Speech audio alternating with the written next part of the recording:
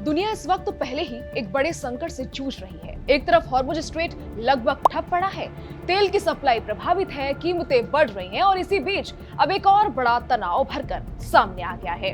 बात हो रही है पनामा नहर की, एक ऐसा रास्ता जो सिर्फ पानी का रास्ता नहीं बल्कि दुनिया की अर्थव्यवस्था की लाइफलाइन माना जाता है। और अब इसी नहर को लेकर दुनिया की दो सबसे बड़ी ताकतें अमेरिका और चीन आमने सामने खड़ी हैं।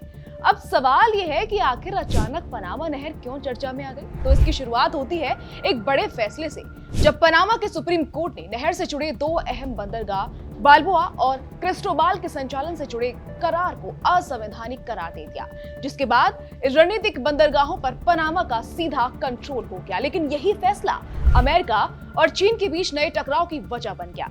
अमेरिका का आरोप है कि चीन धीरे धीरे पनामा नहर के जरिए अपना प्रभाव बढ़ाने की कोशिश कर रहा है। अमेरिकी विदेश मंत्री मार्को रूबियो ने कहा कि चीन पनामा के झंडे वाले जहाजों को अपने बंदरगाहों पर रोककर उन पर आर्थिक दबाव बना रहा है, जिससे इंटरनेशनल ट्रेडिंग सिस्टम प्रभावित हो सकता है। जहाजों की आवाजाही धीमी हो सकती है और इसका सीधा असर पूरी दुनिया की अर्थव्यवस्था पर पड़ेगा।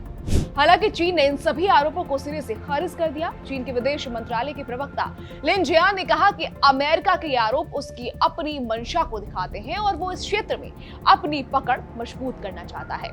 चीन का कहना है कि वो सिर्फ व्यापार कर रहा है और इसमें किसी तरह का दबाव या दखल नहीं है।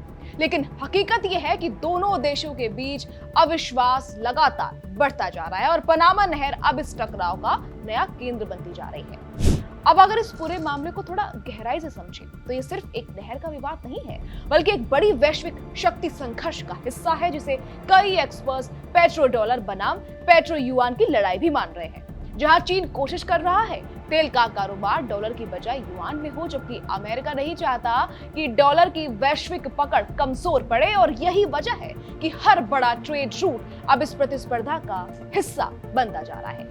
अब जरा पनामा नहर की अहमियत को समझिए। ये करीब 82 किलोमीटर लंबी एक जलमार्ग है जो अटलांटिक महासागर और प्रशांत महासागर को जोड़ती है। पहले जहाजों को दक्षिण अमेरिका के नीचे से लंबा चक्कर लगाना पड़ता था, लेकिन इस नहर के बनने के बाद हजारों किलोमीटर का सफर बच जाता है। हर साल करीब 14,000 जहाज इस रास्ते से गुजरते हैं और दुनिया के करीब 5% समुद्री व्यापार का भार इसी पर है। यानी अगर यहाँ कोई भी रुकावट आती है तो उसका असर सीधे ग्लोबल सप्लाई चेन पर पड़ता है। अब बात भारत की, तो ये पूरा मामला भारत के लिए भी काफी अहम है, क्योंकि भारत अपने अमेरिका और प्रशांत क्षेत्र के व्यापार के लिए इसी नहर का इस्तेमाल करता है। अगर ये रास्ता बंद होता है या महंगा होता है तो भारतीय जहाजों को करीब 13,000 किलोमीटर ज्यादा दूरी तय करनी पड़ेगी, जिससे लागत बढ़ेगी और व्यापार पर असर पड़ेगा। यानी पनामा नहर भारत के लिए सिर्फ एक विकल्प नहीं बल्कि एक जरूरी शॉर्टकट है जो वक्त और पैसा दोनों बचाता है। अब एक और जरूरी पहलू है चीन की पनामा में मौजूदगी। पिछले कुछ सालों में चीन ने वहां बंदरगाहों और इंफ्रास्ट्रक्चर में भारी निवेश किया है और रिपोर्ट्स के मुताबिक पनामा नहर से गुजरने वाले माल का एक बड़ा हिस्सा चीन से जुड़ा होता है। यही वजह है कि अमेरिका को शक है कि चीन इस रास्ते पर अपनी रणनीतिक पकड़ मजबूत कर रहा है, जबकि चीन इसे पूरी तरह व्यापारिक गतिविधि बता रहा है।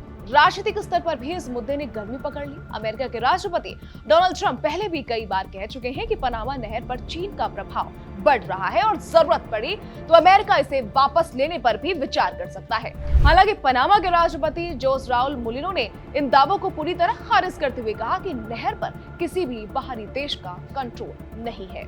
मतलब एक तरफ हॉर्मुज स्ट्रेट पहले ही दबाव में है, जहां से दुनिया का बड़ा हिस्सा तेल सप्लाई होता है, और दूसरी तरफ पनामा नहर को लेकर नया विवाद खड़ा हो गया। यानी दुनिया के दो बड़े चौक पॉइंट एक साथ तनाव में। और अगर ये स्थिति और बिगड़ती है तो इसका असर पूरी दुनिया झेलने वाली है। तेल महंगा होगा, सामान महंगा होगा और आम लोगों की जेब पर सीधा सीधा असर होगा।